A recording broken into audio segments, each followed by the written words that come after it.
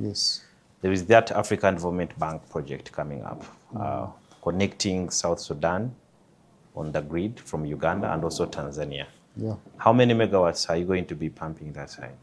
Sudan, we are thinking of about 100 to 150 megawatts. And then Tanzania? Tanzania, about the same. So where will the power come from? No. Because yeah, you see, you have a surplus of less than 300. Yes, you see, as we construct, implement these projects, there are also independent power producers we are onboarding, okay? And also, we are looking at possibility of importing. It's not only one way, okay? If we are not in a position to export, we can still import. Yes. So like is Sudan, Sudan for the start, it will be us exporting surely. But looking some years ahead, we are going to be importing. Domestically, do you really think in the next 5 years, if these projects are accomplished, do you really think Uganda still has the capacity to produce enough domestically and be able to export enough of the surplus? At least domestically, we think we should be able to satisfy the demand, because already we have been requested to propose solutions on how to manage the demand in the next 2, 3, 4 years. What are some of those solutions? Some of those solutions is to look at the possibility of onboarding more solar plants with battery energy storage.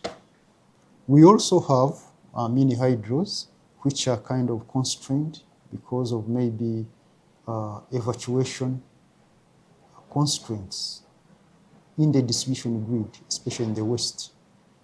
So far, some of the lines that have been planned are now going to be finished.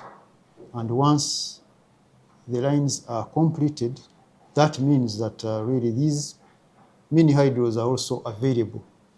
Also, we want to encourage some of them to implement what we call water storage, pump storage.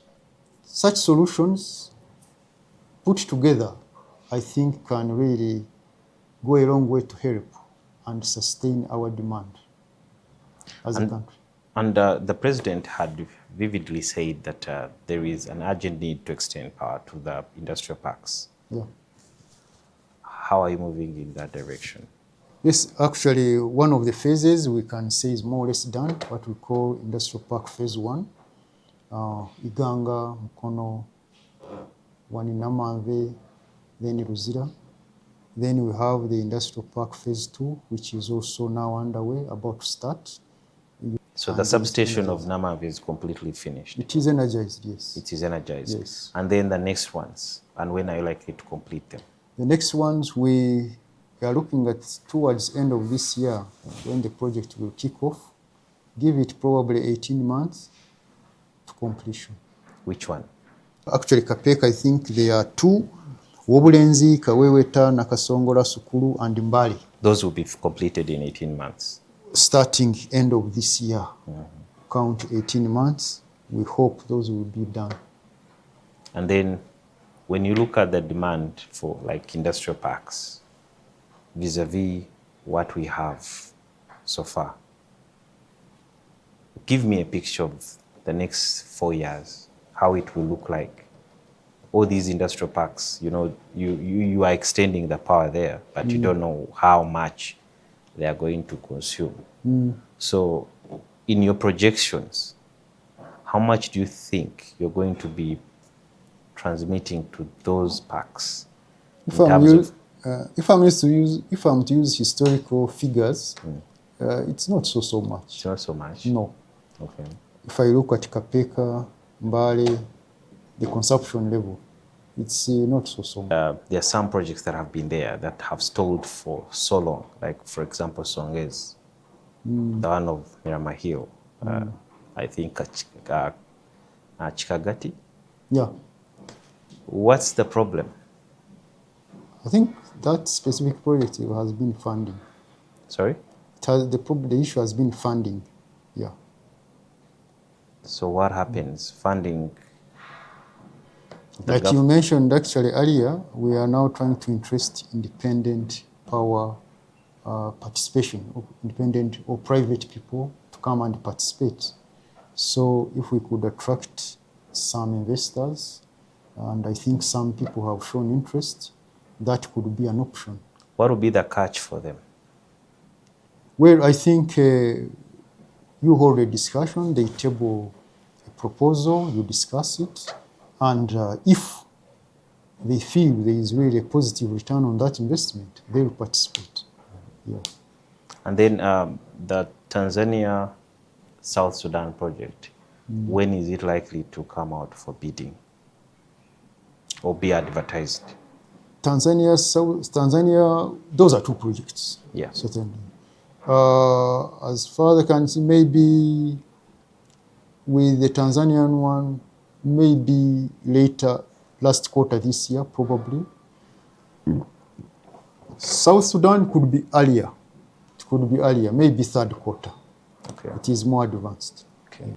Is there any worry that sooner or later we may produce less than? Yeah, it is. That's a possibility. And in how long? Yeah, that's a possibility. We are looking at about 2 years. It could happen.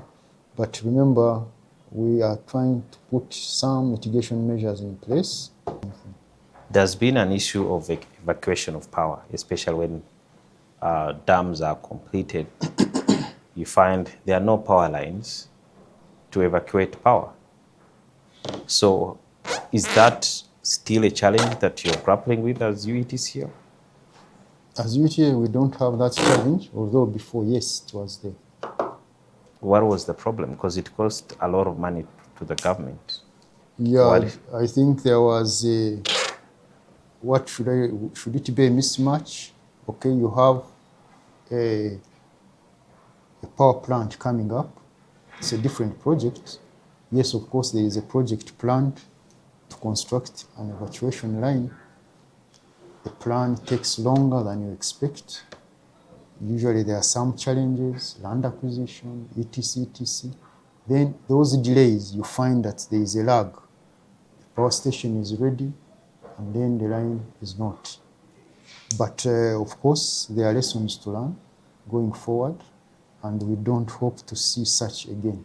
Yeah. During your management, are you likely to tolerate such kind of things? Someone would wonder, it's incompetence of the highest order to start a project and you're not ready to even take the power. Well, I wouldn't, you see, yes, because once you start on a project to put up a plant, you must evacuate that plant. There has to be a plan to construct a line to evacuate the plant.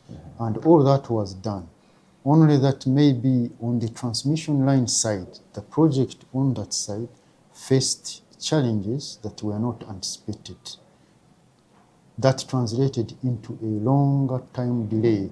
And yet, of course, private people, when implementing a project, normally they have that advantage, quicker decision making, etc. So they quickly put up a plant, whereas on the other side, we are facing quite a number of challenges. So during your tenure, how are you managing to ensure that that doesn't happen?